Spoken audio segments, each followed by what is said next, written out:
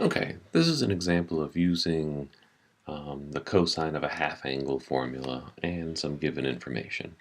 And again, when you're dealing with trigonometry, the best thing to do is always draw a picture. So here I've set up my coordinate axis, and I want to use the fact that sine of some angle is equal to -3/4, and this angle happens to be located in quadrant 3. And what I'm looking for is the cosine of half of this angle. So the first thing I'm going to do is to draw the location of this reference angle, reference triangle. So since we're in quadrant 3, we're down here someplace. So I'll just, change my color. Since we're down here in the third quadrant, I'm going to draw my reference angle.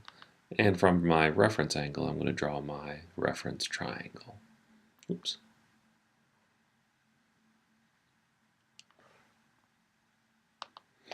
All right.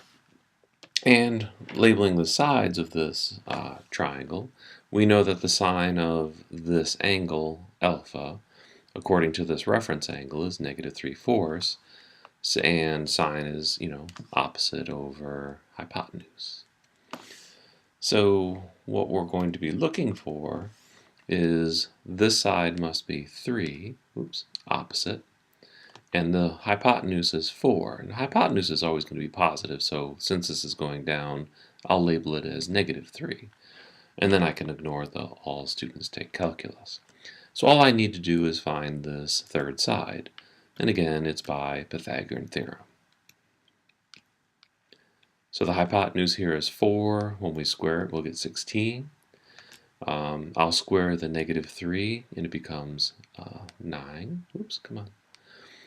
And then we're solving for, that's supposed to be a b. We're solving for b. So subtract 9 across, we'll get 7. And we'll get b is equal to the square root of 7. Now technically plus or minus the square root of 7. And since we're going to the left here, I'm going to put it as negative square root of 7. Okay, so the formula for the cosine of a half angle is this. Let me put it in position, shrink it a little bit. So I have to plug in the cosine of an angle. There's no way of finding the cosine of half of this angle. This is basically, the alpha that we're looking at in the third quadrant. So we're going to have to plug in just the cosine of this angle, whatever it is. So in this case, it's cosine of alpha over 2 is equal to, we'll have to figure out what the plus or minus is in a second, so I'll leave that until later. The square root of, plus or minus, 1 plus the cosine of alpha over 2. So what I'm looking for is the cosine of alpha. So let's see here, cosine of alpha over 2 is equal to, now if you take half of a third quadrant angle, where would it generally end up? So we're taking a number between half of 180, which would be 90, and half of 270 is the maximum it could be, which is 135. So this angle is going to end up someplace between 90 and 135, which is around here. So either way, it's going to land someplace in the second quadrant. And cosine in the second quadrant is negative. So over here we're going to get negative the square root of 1. And now we have to take the cosine of this angle. Well, the cosine is adjacent over hypotenuse. So it's going to be negative square root of 7 over 4. Kind of messy. All over 2. Extend this radical a little bit deeper. All right, so next step is to kind of try to simplify this mess. The best thing to do is on the inside of the radical, multiply everything by 4. It gets rid of this complex fraction. So we'll get cosine of alpha over 2 is equal to negative square root of 4 minus square root of 7 all over 8. And there's not much better you can do about this thing. Maybe take that square root of 8 in the bottom and make it 2 square roots of 2. but it's not going to look much prettier than what's here. The next thing you could do is just change this into a decimal and keep a lot of the decimals. So that's how you would use given information to find cosine of half of the angle. The trickiest part, I think, is finding out whether it's positive or negative. Another use of a half-angle formula would be in this case here. We're talking about the sine of 75 degrees, and 75 degrees is not a special angle by any means.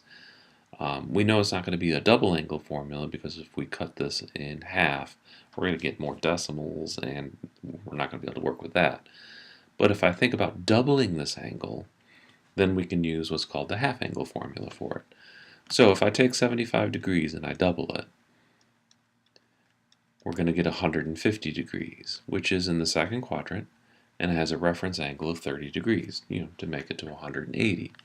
So another way of writing this, and most students do not like this, but another way of writing this 75 degrees is to write it as 150 degrees over 2. And therefore, when we look at it as a formula, we're looking at the sine of some angle over 2. So in this case, theta is equal to 150 degrees. So the formula is this thing. Oops. Let's just put it right here. And what we're looking for is the sine of half an angle, where 150 degrees is theta. So all I have to do is figure out what the cosine of 150 degrees is. So a quick picture. If, this isn't going to be pretty. We're in 150 degrees, that would be the second quadrant. So I'll draw a nice little reference angle there and a little triangle to go along with it. And this would be 150. So the reference angle would be 30. And if this is a 30, 60, 90 triangle, then this side is 1, this side is 2, and this side is the negative square root of 3 because it's going to the left. Alright, so using this picture I can figure out what the cosine of 150 is. So this becomes plus or minus the square root of 1 minus the cosine of 150 degrees over 2. Alright, let's take care of the plus or minus first. If you take a second quadrant angle and take half of it, half of 90 would be 45. Half of 180 would be 90. So this angle would lie someplace in the first quadrant. So this is definitely a plus rather than a minus. The square root of 1 minus, now cosine of 150 is the cosine of this reference angle, which is negative square root of 3 over 2 adjacent over hypotenuse. So it's going to be negative square root of 3 over 2, all divided by 2. And then we can pull that trick of multiply everybody on the inside by 2 to get rid of this complex fraction. So we're going to get the square root of 2 plus the square root of 3 over 4. And unlike the other one, this is nice and easy to reduce. This is the square root of 2 plus the square root of 3. I mean, not super easy, but that square root of 4 on the bottom becomes 2 on the outside. So this would be the sine of 75 degrees. So it's another use of the half angle formula.